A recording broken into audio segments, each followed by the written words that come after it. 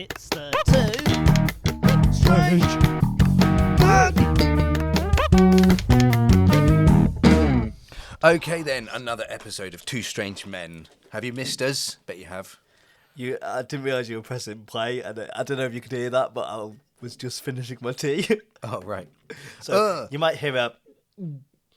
Oh, Tom, why do you have to always make these entrances weird, these introductions weird? What's wrong with you? If anything, I was just trying to normalise us, that we're normal people that eat and drink and not just vampire bats that come out and do a podcast and go back up into the ceiling. Welcome to Two Normal Men, Yeah. a podcast where normal people talk about normal things. And we definitely don't get weird and try and sexualise completely unrealistic things. Well, I mean, like, there's no getting away from that this week because it's obviously sexual. We're talking about cannibalism. I don't think that is sexual. It's obviously sexual. Okay, shall I? I mean, if you ask Jeffrey Dahmer, then the two are intertwined, right? Absolutely. So, vorarophilia. Rarophilia. Vorarophilia. Vorarophilia. Vorarophilia is, or sexual cannibalism is a psychosexual disorder characterized by erotic desire to be consumed by or to personally consume another human being's flesh. This episode's going to make me really uncomfortable. So I have a thing, right? Yeah. That, like, when we're talking about topics that I'm not comfortable with, I squirm. I physically squirm because I'm a freak. Okay. And I think I'm going to be doing a lot of moving, a lot of shifting my weight. Well, that's good. Can you just at least adjust your fucking microphone? You fucking cretin. Is that better? Yeah. Are you going to stay there now? Are you going to not? Are you going to squirm? I'm going to do whatever the fuck I want, Carl. Okay? All right, but just take the microphone with you, please. That's all Okay. I'm asking. And actually, I want to address something. No, no, you're not allowed no, to. I will. I want to address something. So you sent me a copy of a film. Yeah. And a couple of episodes ago, I talked about this idea that I think you're trying to teach me. Yeah. To treat me like one of your students. And it's a film from 1968. Yeah. You know my weakness is 60s and 70s films. You are trying to, like... Is it? Yeah. That's the era I've seen the least films. Oh, okay. Fair enough. I mean, I didn't really want to talk about this right now, but I might as well talk about this. Are we going to drop the films? So we've been going back and forth, haven't we, about this idea that, you know, we're doing 1 week on, 1 week off, and actually A film and a subject. Yeah. A film and a subject. And I think that it might be better to go on to doing more topics and dropping in a film every now and again. When the need kind of arises, rather than just doing a one-on, one-off, Yeah. just kind of dropping in a film when we kind of feel like it, or when we feel like the theme really benefits from having a film. Yeah, yeah, So, because we're finding that people are like tuning in for one episode and then skipping the next Yeah, episode and then tuning yeah. in for one. So we might as well just do what people were tuning in for. Yeah. Yeah. And that's the facts, baby. The strangeness, the strange subjects. So that's what we're going to be doing. It was the original idea for the podcast, but because, you know, with a change of personnel and the fact that we're both now like film lecturers. Because of my massive aura. Yeah, because you're massive aura. It formed around me. Yeah. Yeah, so I think that's what we're going to be doing. Yeah. We could go through the process of, like, you know, having an episode on cannibalism and then just linking it to whatever comes next down the line. And if you don't like it, suck it, bitch, is our podcast.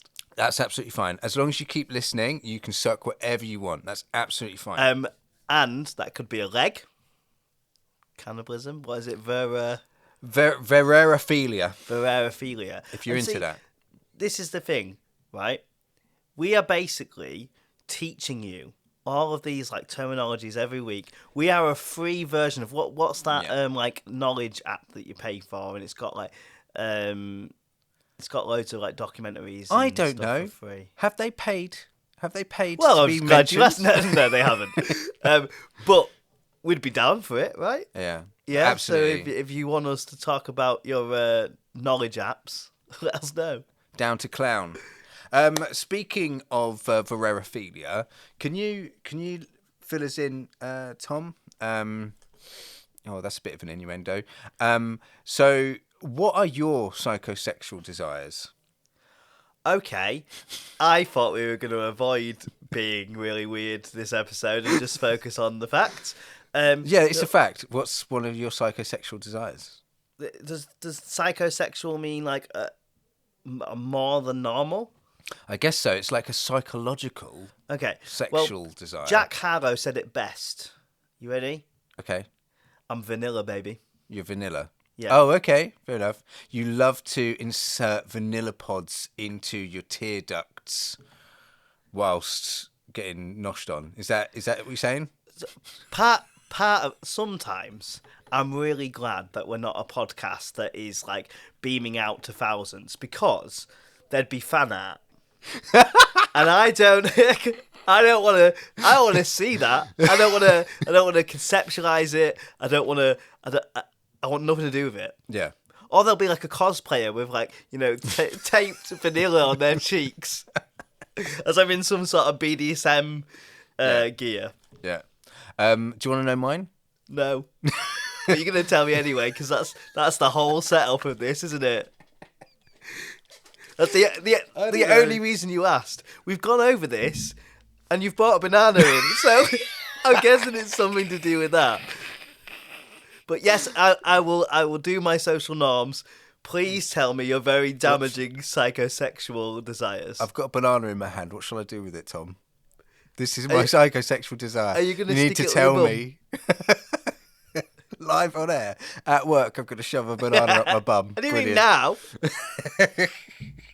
No, like being told mine what is to very do? simple. Very simple. You get a large bowl, like a mixing bowl. It has to be like a mixing bowl, okay? Right. And you fill it with Cheerios. It's good if it's a mixture, so like Cheerios and like another cereal.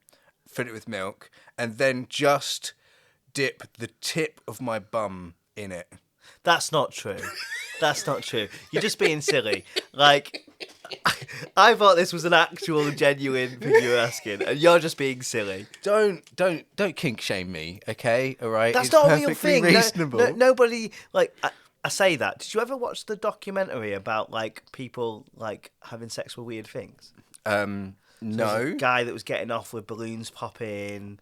There was a guy that tried to like have sex with his car through the exhaust.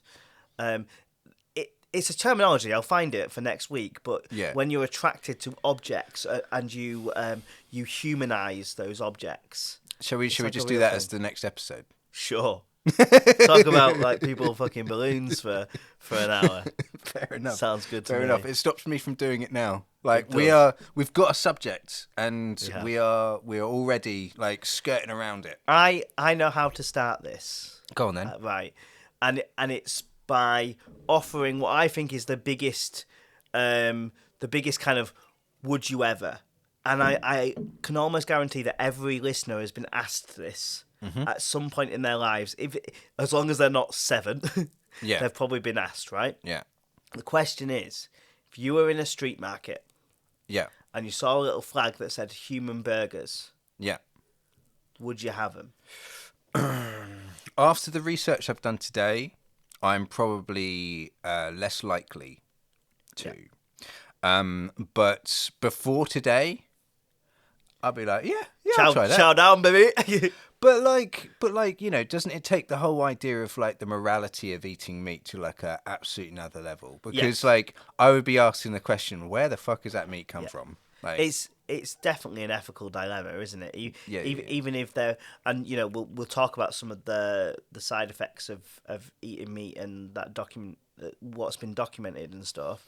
But even separate to that, it's that ethical thing of like, where's it sourced? Yeah, totally. Because like that drums up all sorts of like horrendous images of stuff. And the funny thing is, like with me, that like tickles my morality bone. But like seeing chickens in that, same environment, like couldn't give a shit.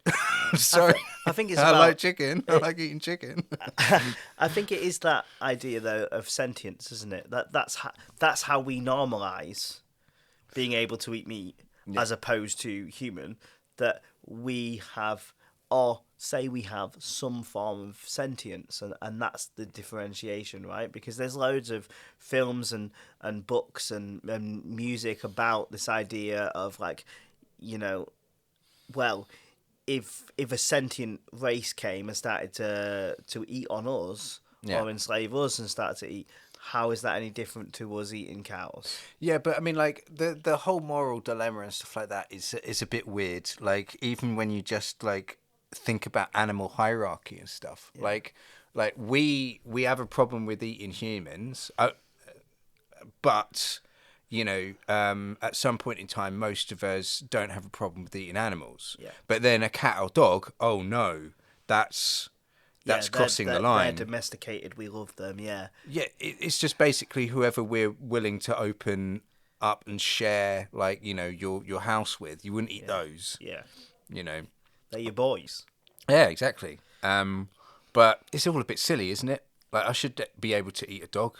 This is just you, like, trying to get the okay for your weird things you want to do. I'm trying to work out. Dipping your bum in milk cereals, chowing down on a dog bone, sticking while you deep throat a banana, like with vanilla. I don't know how you would chow down on a dog bone and deep throat a banana at the same time, but I'm sure you'd find a way. I would find a way. Where there's a willy, there's a way for me.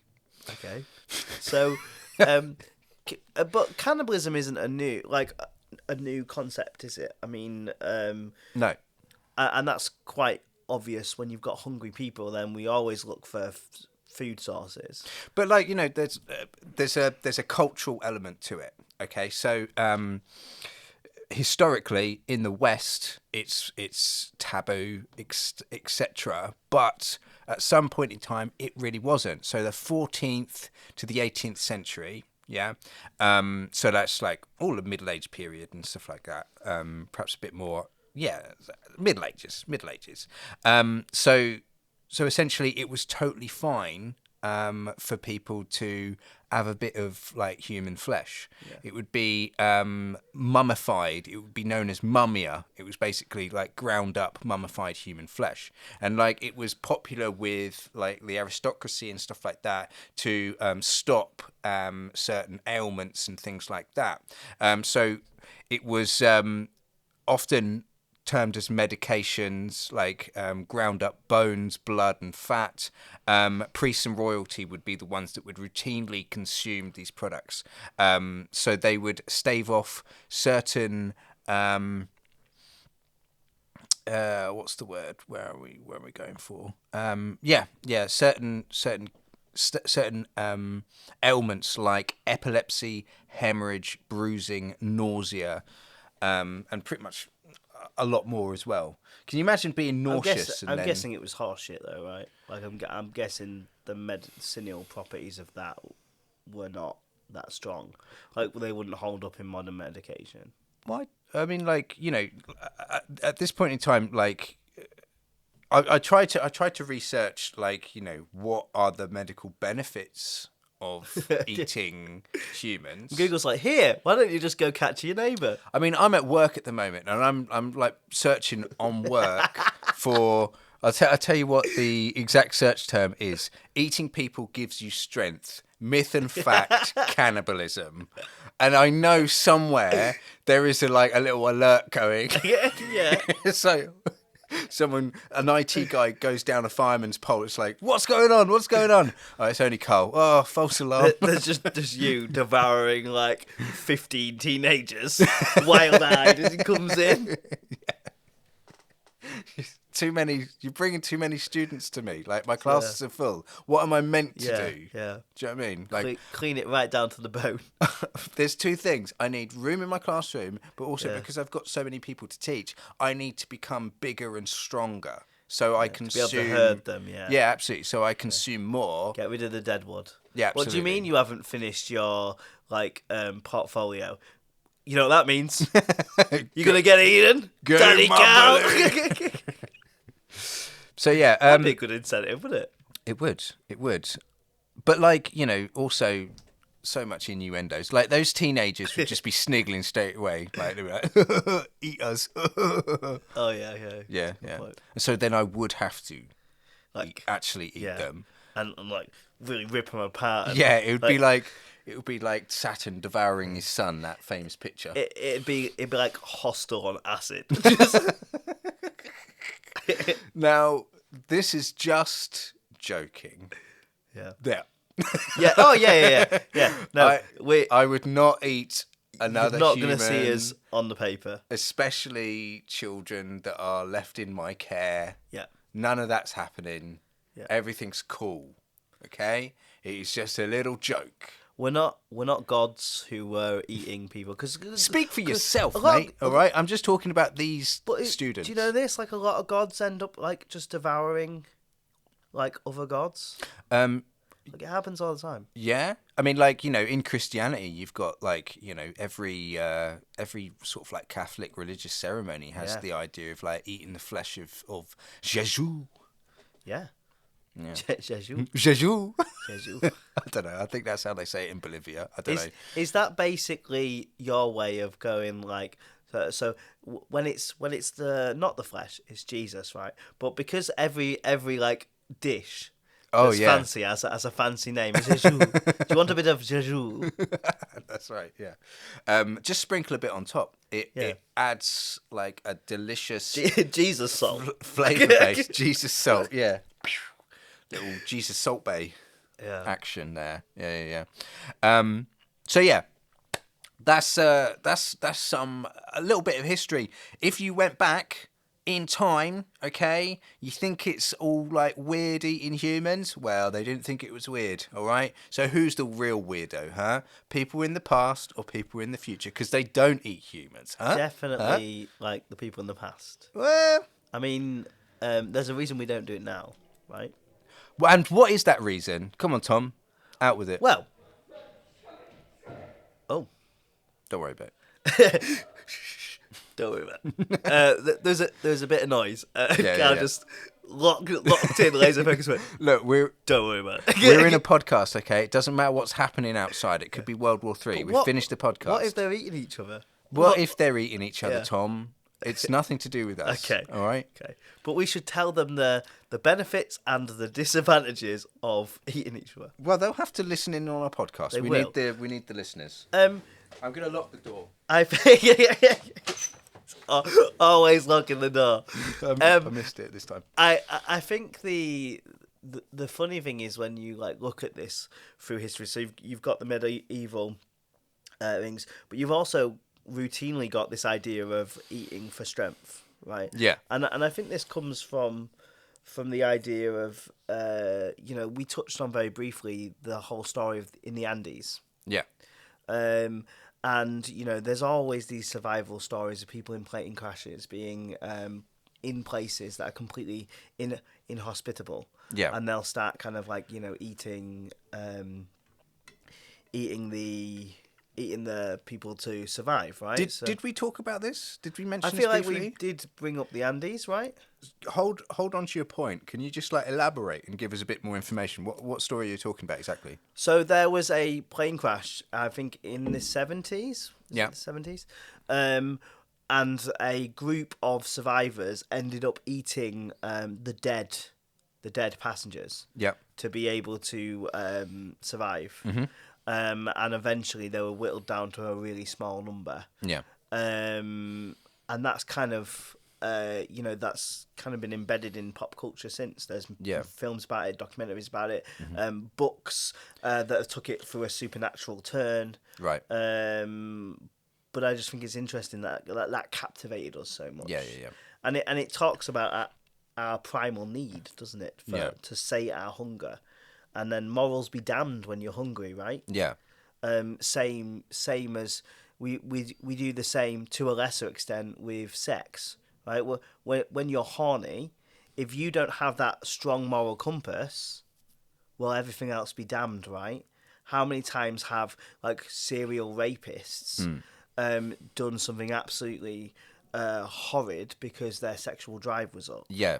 Yeah. So once you're in that state of hunger or lust or whatever it is, your brain kind of takes over. Not the layman's man, right? Like if me and you were stranded on a desert island, I can't see.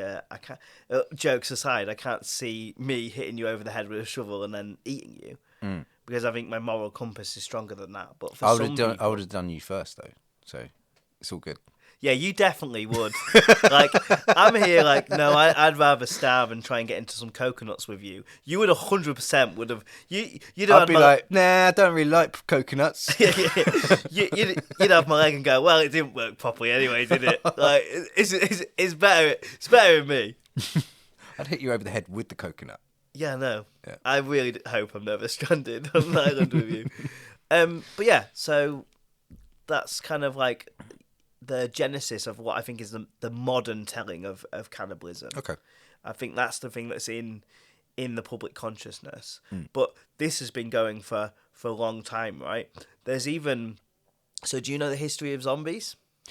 Well, I mean, like, if I was to hazard a guess, like, you know, a lot of the lore of zombies and stuff like that comes from, like, the whole Haitian, like, religion and stuff like that. Yeah? Yeah. So there is a disease Yeah. that you can that you could catch in Haiti and surrounding places, where essentially it's a parasite. Yeah. And it would kill the host. Well, not really, but the host's kind of like self would die, I guess, and you would kind of be going around almost like a zombie. Yeah. Yeah.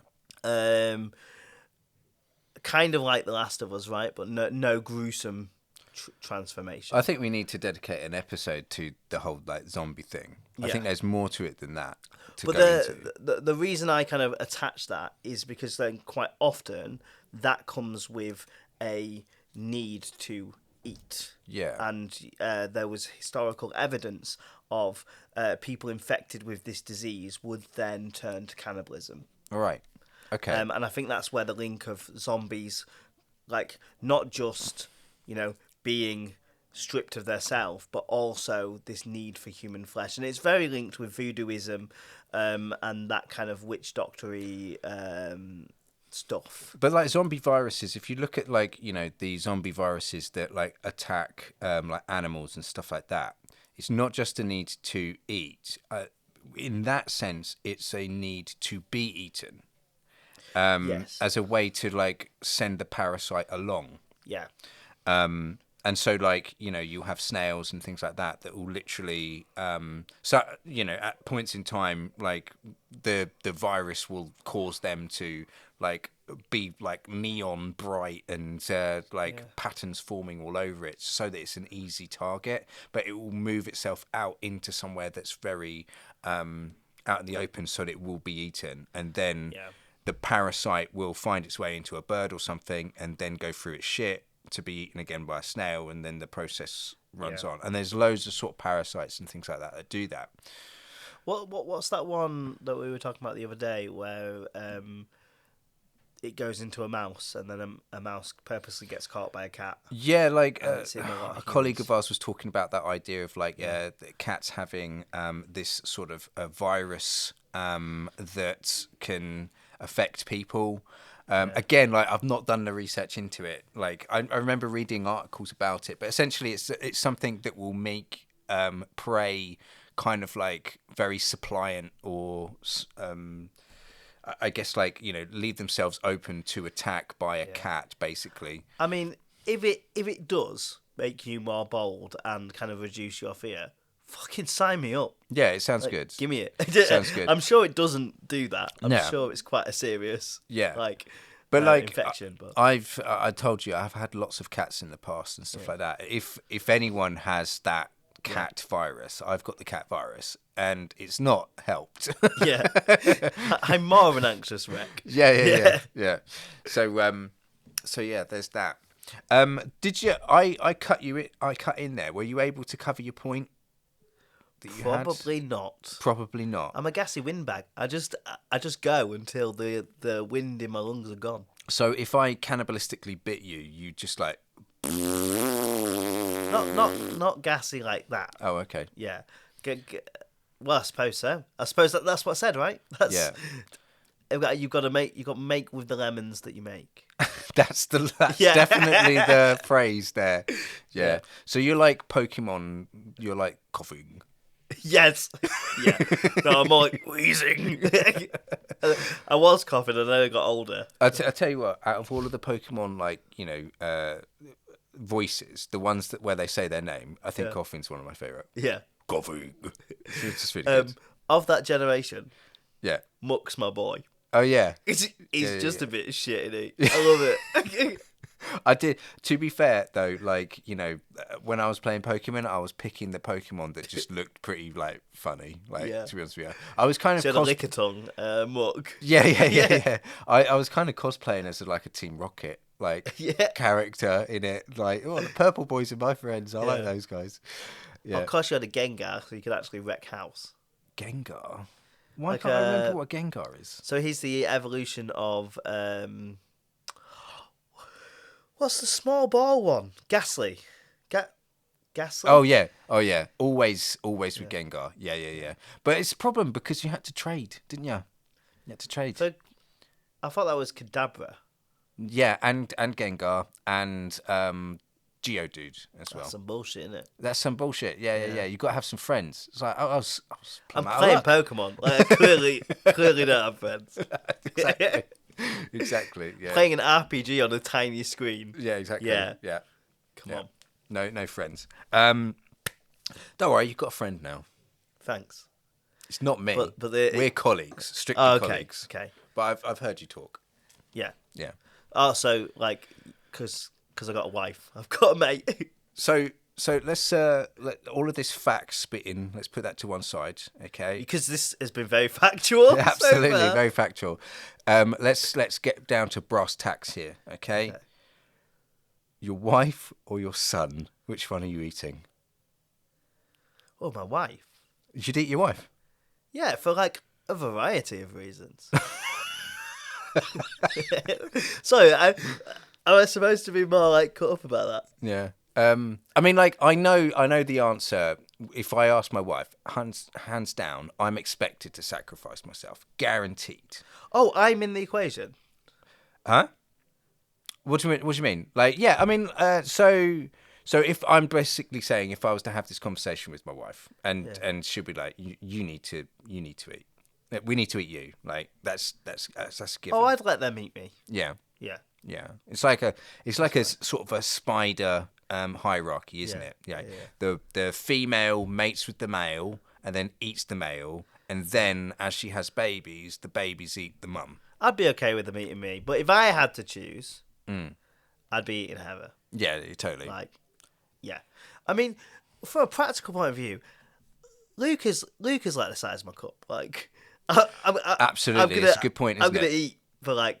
I mean, my son is 18 months right now. Yeah. And he, to be fair, I'm quite a short guy, so he's like, how tall is he now? He's like 79 centimeters. Okay. 79, 80 centimeters. Yeah. That, It's not a big meal. When you put it in his bones, Yeah. it's maybe like it's a meal at a posh restaurant. That's it. Right. Whereas Heather, that's a fucking Toby Carvery. Yeah. Yeah, sure. Yeah, I get it. I mean, and just for the logic of that, you love your kids, blah, blah, blah. When it comes down to brass tacks, it's like, well, logically it only makes sense this way, If at 17, he's twice the size of my wife, sorry, Luca. Yeah. But I'm dining out. To be fair, though, do you think like your willingness to eat your child will increase the longer he stays at home? As he stays at home playing whatever games that they're playing, amassing more and more weight, would you like? To be honest, and I'll just be like, if you don't put the pin out tonight, the knives and forks might be out. There you go. But like, also, do you think that if you like in the animal kingdom, the more kids you have, the more likelihood that they're going to eat a couple of those. Because, like, do you know what I mean? Like, there's just too many mouths to feed and stuff like that, and they just do that. If you had, say, like 16 children, Yeah. are you tempted? Well, I just bump one off because I'm hungry. Yeah. I'm not a big fan of the idea of. I feel Eating babies. I feel I feel uncomfortable about the idea of eating meat sometimes. Really? I really like meat, but like Yeah. it does make me a bit uncomfortable. In what way? What do you mean? Just the idea that was a thing once, right? And I know we could go over and be like, oh no, come on, like plants are a thing, right? If you had that mentality, you'd never eat. And I know that's why I do eat. But I'm just like, oh, but I do really love animals. And I'm someone on a weekend who'll go to a farm or I'll go to a zoo. Yeah. But I'm also someone that is like going to Mill and Carter and having steak. And that just feels like, Yeah. it feels like hypocrisy. Yeah. When you see how, for example, how affectionate a cow can be, Yeah. etc., and how playful they can be and stuff like that. Yeah. Like it's one of those things that like you either.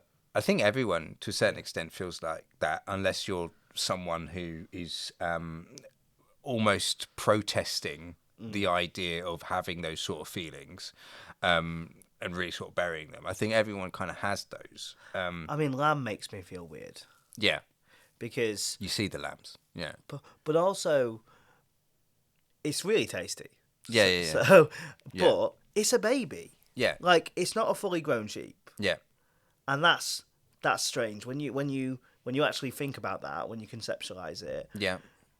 Yeah, it's really nice meat, and I love having it. But I'm eating a baby. Yeah, but again, like, I'm totally fine with mutton, and I don't understand why, mutton is something that you barely like touch, and Yeah. you say mutton dressed as lamb, and that sort of thing, as the phrase. And do you know what I mean? Like, I like a bit of mutton. That's good. I have it in curry, etc. I've not had a lot of mutton, to be honest. Yeah. It's harder to get hold of, isn't it? Yeah. And goat. You just don't really get goat, like, Yeah. in supermarkets and stuff like that. It's an odd one. Goat curry is. Oh, yeah, it's really good, isn't it? Yeah, Like, really yeah, goat's a good flavour to it. Yeah. I'd much rather eat rabbits. Why? Because I just don't give a shit about rabbits. They're a bit like goldfish. They're like the mammal equivalent of a goldfish. They just sit there as just like little balls of... And that brings up an interesting point, isn't it? Like, when something is considered a pest, when you said it earlier about domesticated animals. Yeah. So my sister, hi Sarah, another shout out. She WhatsApped me that episode, and she was like, "Oh my god, I feel famous." Yeah. So she lived in Australia for a while. Okay. When she first finished her degree, and obviously, as a UK citizen. The first thing she wanted to do was eat a koala, which she did. Yeah, she chowed down on it. Threw that straight on the barbecue. Yeah. But it's a similar sort of thing, right? So we all love kangaroos in this country. Yeah. We think they're great. Whenever we see a marsupial in a zoo, we absolutely collectively lose our shit, right? We're like, look how cute it is. Yeah, I suppose so. Well, anyway, that's my experience with the UK. Is whenever I see a marsupial at a zoo, there's loads of people crowding around going, this is so cool. In Australia, they're pests. Yeah. They're everywhere. They piss Australians off. Yeah, and they fight dog walkers a lot of the time. Dog walkers are always getting into fights and almost losing. Like it's a viral sensation if they manage to clobber a kangaroo. So I guess what's happening is a lot of kangaroos are winning those fights. That is hilarious. Yeah. Just being decked by a kangaroo. I'm only walking my fucking dog. So kangaroo meat to them is nothing, right? Yeah. I've had kangaroo meat. I think I may have. I think I had like a kangaroo burger. Yeah. But to Sarah when she was younger, awful. Like, you're doing what? And she was with a group of people, and they would go just like kangaroo hunting for meat and stuff in the outback, and this was like a whole different world to Sarah. Yeah. Because like us, they're like dogs and cats for us. They're protected. Yeah. Right? And there's parts in the world that you can go and they wouldn't blink an eyelid for like a dog or a cat. So it's your culture that informs how you feel about these things, right? Yeah, but the thing is, like, Australians have it right, okay? Because if you like, my main gripe with eating meat is the impact it has on the climate. Okay, Yeah. so like the cows and shit like that, like a lot of it is the methane that they produce and stuff like that. Whereas kangaroos, if I'm correct, produce a considerably small amount of methane in comparison to a cow.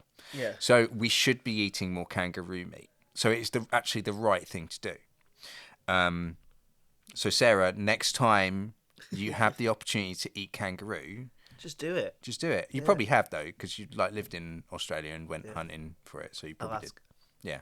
I mean, she's away now. She won't be watching our podcast for about 7 weeks Oh no. because she's now at work at a camp. That makes her sound like a Nazi. She's not a Nazi. Secret camp. She works as a teacher in the camp I do. Okay. Yeah, she does the same thing. Okay. She's not a Nazi, folks. I am not affiliated with the Nazi party in any way, shape, or form. So if she's not listening, you can say whatever you want about her right now. Go. I don't have much to say about her, to be honest. Oh, you had a great opportunity to say, "Oh, Sarah, I love you." Whatever. Yeah, she knows that. Oh, okay. Spoke to her Cool. last night. Yeah, cool. She's had that already. Oh, fair She doesn't enough. need it publicly on air. But I need to stay an emotionless rock, Yeah. as I've done very well in the Whilst- podcast, particularly the fear episode where I did not show any weakness. Yeah, that's it. Yeah. Yeah. Be completely stoic and emotionless. Yeah, I mean, whilst the you amount of dip your butt information in the cereal. Yeah, the amount of information I give at this podcast, someone could basically just assume my identity at this point. Yeah. Yeah. If you have the patience to sit through all 18 episodes and start forming a mosaic of my life, you are welcome to the £5 I have in my bank account. Because what have you been doing? Have you been releasing your bank account details No, slowly? just little bits. Like Okay. if you're on the ball, right, and you're some sort of like you like patterns, you could probably get into all sorts of things. I've probably shared a password here and there. This is like this is a secret little game I've been playing. So there you go, folks. Go watch every single one. Write down all the lines of what I said. There's patterns in there. Okay, so I'm going to give you something about cannibalism, because do you remember that's why we're actually having this I just podcast. turned it into a food podcast. Well, I mean, like, you know, it's eating meat, isn't it? Yeah, like, it's- do you know it's what I the mean? And ethical like, it's that whole moral element to it. Yeah. But anyway, one thing that's quite interesting is, you know, we were looking at Ravenous, and we were looking at the idea of how it's got that myth within it, the Wendigo. Yes. Yeah. Now, Ravenous, actually, before we move on and talk about that, is actually inspired by two actual events. One event being the Donner Party, which was kind of like a 1846 American pioneers basically had the same sort of ordeal as those people in the Andes. Yeah. But then also on top of that, it talks about a American prospector called Alfred Packer, who was actually convicted of cannibalism as well. Now it's kind of like an amalgamation of those, but also alongside that, they've put in this idea of the Wendigo, which is a like a Native American, specifically Algonquian folklore. So it's an evil spirit or man-eating creature, and essentially it is it represents a insatiable desire for sustenance that cannot be satisfied. Yeah. So no matter how much you eat, you won't be satisfied by it. Now, I mentioned the idea of rabbits. Yeah. There's certain meats that when you eat them, if you were to only eat that, it's not going to actually, you still starve. So like it's about the fat content. Yeah. So you can't live on rabbits and stuff like that. That is just a bit of a tangent. It really doesn't matter. You're like, we should eat more rabbits, but make sure you've got some veggies or you'll starve. Well, it's not the veggies, it's the fat content. You could kill a moose, right? And you could live on that moose. And yeah, you wouldn't survive because it's got such a low fat content to it, which is interesting. Well, surely it would stave off the hunger a little bit, right? Yeah, but you'd still be starving. You wouldn't be getting the nutrients. You wouldn't be like fat is really important to the body. You know, like it's basically like saying like, you know, like eating wood. Do you know what I mean? Like you could fill your belly with the wood, but it's not going to give you the nutrients, and you're still going to get the. You'll at least get sick. Yeah, yeah. So anyway, the idea of cannibalism, if someone was to like eat someone else, etc., it is something that will then change you, morph you into basically a almost like a werewolf sort of character, I assume. So like, you know, a lot of the time it was depicted as a towering creature with glowing eyes, yellow fangs, long claws, and a heart made of ice. And sometimes also antlers as well, because like fuck it, why not? Yeah. Yeah. Chuck it all in.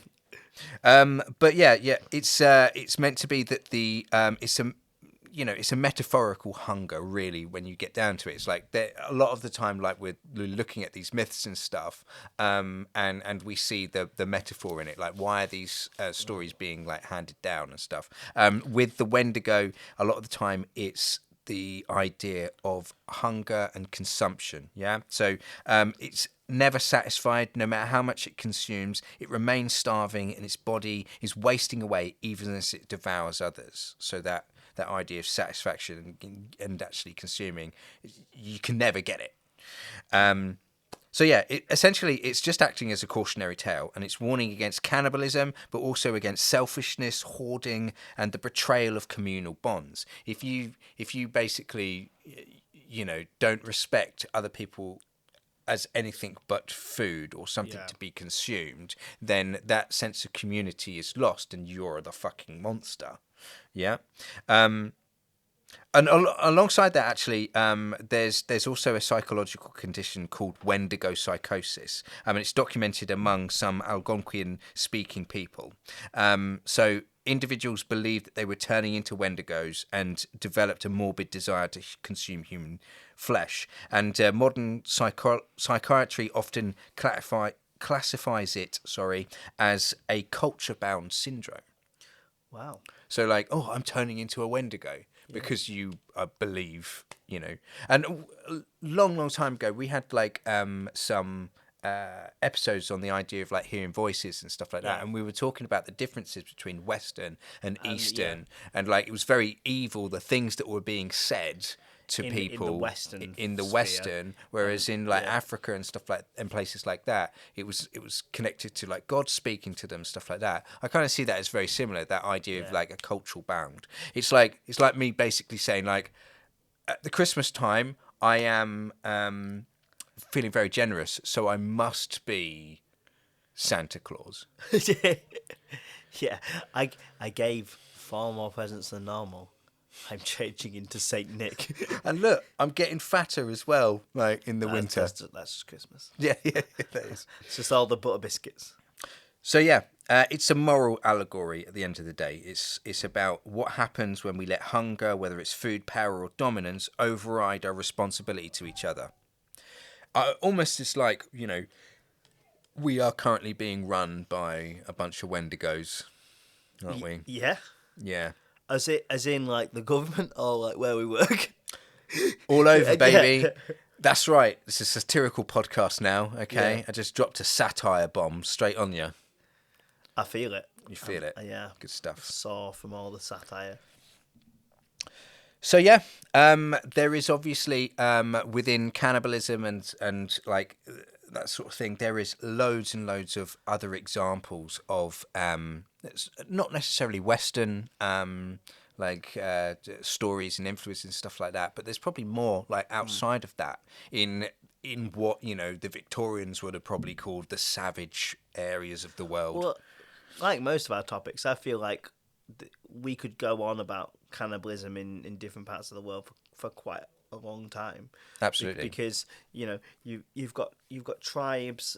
I mean, you've got a cannibalistic tribe in parts of Africa that still function. Yeah. That is very much isolated from the rest of the world because of you know, their belief systems and they are actively still cannibalizing. Yeah. their own people and tourists. So, so here's a couple of examples of historically where you would find cannibalism. Okay, so we've talked previously about like Aztec sacrifice. Yeah. They would be ritually consuming the flesh of specifically high status enemies. Oh, okay. So like, you know, in medieval England and stuff like that, the high status enemies actually, you know, lived in the castle before a ransom was paid, and like they were treated like royalty. Whereas, you know, you go to like, you know, Mesoamerica, that sort of place, you're on the menu. So it's a big difference there. So yeah. So you're the leader in that town, but in that town, you grub. You grub. Yeah. That's right. That's right. Alongside that as well, like it's a lot of the time it's like ancient warfare. Is part of that. So like, you know, for power and revenge and absorption of power, you're getting that from warrior cultures like the Fiji, the Maori, and Amazon tribes and things like that you've mentioned as well. So yeah, symbolic of absorbing power, courage, and vengeance. It's kind of like a spiritual recycling going on when you have this ritual cannibalism in this way. And the prized cut was the enemy's heart. You got to eat the heart. Of course. Of course. Just so you know, that is the first thing I would eat if I ate you, Tom. The hat? Yeah, I'd eat your heart first. Why? Because, do you know what I mean? Like, it's the prized cut. Like, I'm just like these people who you know, have done this in the past. They know the score. Like, they know, like, do you know what I mean? It's like getting your advice from Gordon Ramsay. Yeah. Right, but the thing is, like, where did all the cookbooks go? Because obviously, I'll let Mesoamerica off, right? But there were societies that were doing this, like for medicinal purposes, much after that. So, like, where's my cookbooks at? Where's my human cookbook? I mean, there's probably one out there. Do you know what I mean? Like, maybe that guy I'm Alfred, not googling that on the. maybe that prospector Alfred Packer wrote down a couple of recipes and stuff. Do you know what I mean? How would you cook? I mean, like, Human we've flesh. as the English race, I think we're pretty good. English race. Yeah. Okay. Sorry. What should I say? Genus, species. Feel very uncomfortable with that. As the English nation, is that fine? Yeah. Is that good? I feel like we're pretty good at cooking up meat. Yeah. We're Lovely bit of stew. We're definitely in the top 20. Yeah, I'd say so. You can't beat a good gravy. We're also very good at, like, steaks. Yeah. At least I think so. I just think, like, because it's human meat, I think I'd rather have it in a stew. I can just sort of pretend a bit more it's something else. Yeah, and quite often in depictions of things, when people are accidentally eating meat, it usually is a stew. And same in Ravenous, right? It's in a stew, because, like you said, you can kind of pretend it's something else. Yeah. A couple of years ago, I had lamb trachea. And it was presented and did you heal after that? Like, did you recover? Right, brilliant. And that was in a stew. Lamb trachea. What part of the body is that? I think it's a throat. Okay, lamb throat. Okay, all right. It was all right. It was all right, yeah? Yeah. It was a nice little restaurant in Rome. So I think the quality also was the fact that it was like a really I'm cute all for restaurant. using everything of the animal. I think that's cool. I mean, if we've done it anyway, we might as well maximise it, right? And not just, like, kill it. I hate this idea that you kill an entire animal for a small slice of meat. I think it's disgusting. Yeah. If it's already dead, then we might as well use everything, like the feet, the tendons, just everything. Like, really maximise that death. Really. Yeah. Okay, so, like, here's counterpoint, okay? I don't think some parts of an animal should be maximised within a dish, okay? So say, for example, when I went to Hungary, I went to a specific restaurant that was serving cockerel testicles in a stew. My main complaint was that there was too much paprika, but then again, that's Hungarian food, all right? But, like... Did you just come for all of Hungary right then. I guess I did. Like, you guys love your paprika. I'll just say that. But like, my problem is like a couple of balls in a stew. Fine. Why are you making the whole stew about the balls? Is it just Why like, are you collecting those balls and putting them separate? Do you know what I mean? Is it just like, you know, a little bit of broth and just fucking loads of balls? Absolutely. Like, the broth is in between all of the balls. It was just a lot of cock balls. That's our logo for the done. It's just gonna be a big suspicious stew. Yeah. With cock balls in. That's it. Yeah. I'll make it happen. Let's finish with one final sort of anecdote. So what you come for, okay, is advice on eating humans. When to do it, when to not. This is a help show. You know, we're here. If you look on the website, you'll find that there are certain recipes that we've been able to collect. There will not be recipes. As long as I am a co-host on this podcast, there will be no advocation for cannibalism here. Consequently, I won't see you next week. That's it. We'll get a new host in, and I'll be very satisfied for the next couple of weeks. Yeah. Yum. He's making reference to the fact that I'm rotund. At some point, no, I'm not. Yeah. At some point in time, I am going to just grab you by two of your shoulders and just like two of my shoulders. What? Two of the four shoulders that I have. And I'm going to just headbutt you with such force that I force myself into your rib cage, and I'm just going to chow down on that heart. Yep. Pull it out. What was your what were you saying before you started to fantasize about eating me again? I had an anecdote to finish with, okay? Yeah. It was advice on basically don't eat humans, all right, guys? All right, particularly don't eat the brains, all right? What could happen if you ate the brain? Well, you could end up with the laughing death, okay? That sounds awful. It sounds awful, doesn't it? Yeah. So it's... The idea of endocannibalism is the practice of eating the flesh of one's own kin. So basically, as funeral rites, you get to like chow down. Yeah. And we think that's a bit weird, okay? But the people who are going through these funeral rites and things like that, where they're eating their loved ones and stuff, would probably find it weird that we're not. That we're burying them. That seems a bit strange in itself. But yeah, it's part of the idea of spiritual continuity and that spiritual recycling that we talked about. But essentially, you know, the indigenous people of Melanesia, the Amazon basin, and certain groups in Papua New Guinea would do this sort of thing. Okay, but the four people of Papua New Guinea would eat family members, and the women and children would honour them. Okay. What's interesting is the men would not eat the flesh because it was meant to make them weaker before a battle, which is interesting because it's kind of like a counter to those other like tribes, the warrior tribes, they're eating for strength. They're basically saying, no, it makes you weaker. One way it makes him weaker is because the four women and children started dying en masse. In fact, actually, through a neurodegenerative disease. They called it kuru, which was like basically roughly meant like shivering or trembling. And the disease could incubate silently for years, sometimes decades before the symptoms appeared. Okay, but it was nicknamed the laughing death because at some point in time during your degeneration, like, you know, the point where you couldn't basically move your limbs and stuff like that, you start uncontrollably laughing. Which is horrific, isn't it, when you think about that? It was discovered that kuru was transmissible through the ingestion of infected human brain tissue.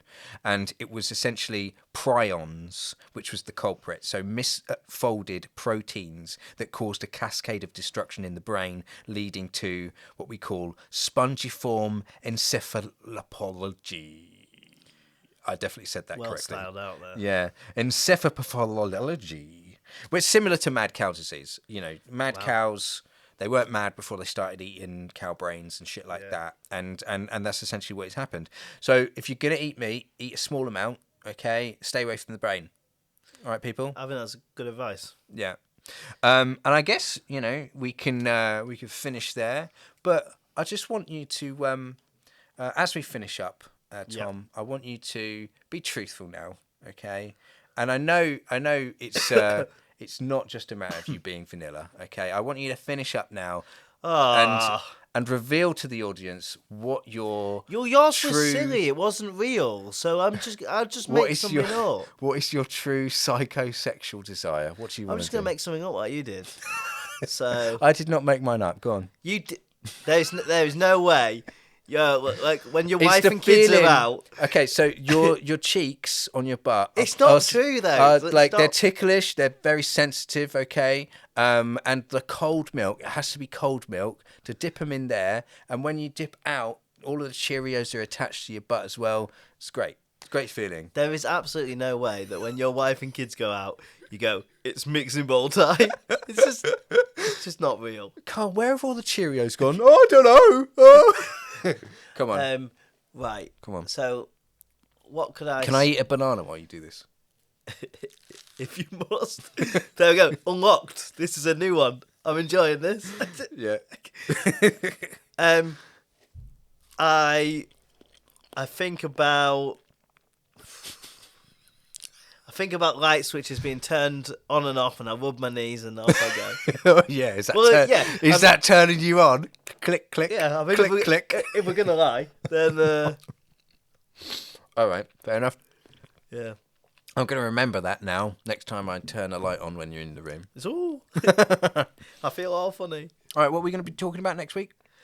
So we're gonna do, last scheduled film. Nah, we're gonna knock that on the head, mate. Nah, we've made it now. We've sorted it out. Forget that fucking film. We're not even gonna mention what that film was. We are going to just go straight into a different topic. Oh, okay. Yeah. What did we talk about? A couple of them were brought up in this in this. Yes, we did say we were going to cover something. We talked about zombies, but before then as well, there was something else. I can't remember. What was it? I think we're just going to have to leave them on tenterhooks, which, is your psychosexual desire, isn't it? Yeah. All right. Being hooked up. Tender hooks next week, guys. All right. See you later. Thanks for listening. Here's a disclaimer. We are not experts. We can easily get things wrong in an episode. Our intention is to explore and open up the possibilities for further exploration. Come find us on Twitter, Facebook, Instagram and YouTube. We would love some interaction. Also, if you can consider supporting us on Patreon, that would help a bunch. Search for 2, that's number 2, Strange Men Pod, all one word. Until next time, keep it strange.